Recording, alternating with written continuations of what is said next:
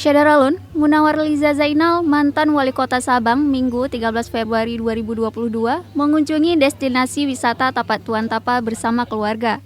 Dalam kunjungannya ke Aceh Selatan ini, Munawar Liza didampingi oleh beberapa sahabat dari komunitas wisata Tuan Tapa. Menurutnya, setelah lama tak berkunjung ke lokasi ini, perkembangannya sudah cukup lumayan bagus.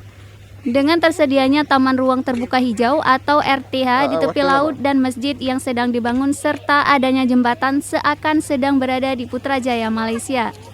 Setelah mengitari taman RTH, Munawar bersama keluarga diajak oleh Ketua Komunitas Wisata Tuan Tapa, Muhsin, mengunjungi Gunung Lampu untuk melihat tapak raksasa dari puncak Anjungan Tuan Tapa. Selanjutnya, ia bersama keluarga menuju ke makam Tengku Syekh Tuan Tapa untuk menelusuri jejak cerita legenda tersebut. Pada kesempatan itu, Ketua Komunitas Wisata Tuan Tapa, Muhsin, menyampaikan ucapan terima kasih atas kunjungan Munawar Liza beserta keluarga. Muhsin menyebut satu kebahagiaan tersendiri bagi pihaknya dapat menjalin silaturahmi dan berbagi ilmu di sektor wisata.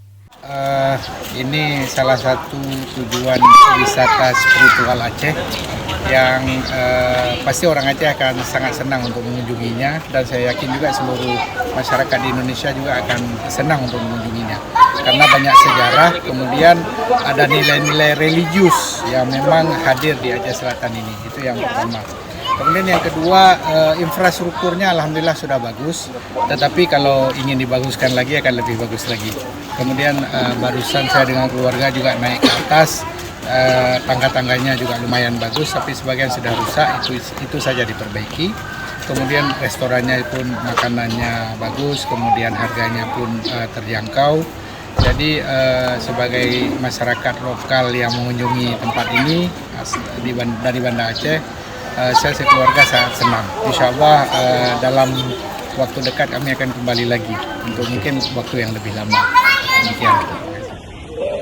Dari Tapak Tuan, Taufik Zaz, Serambi On TV.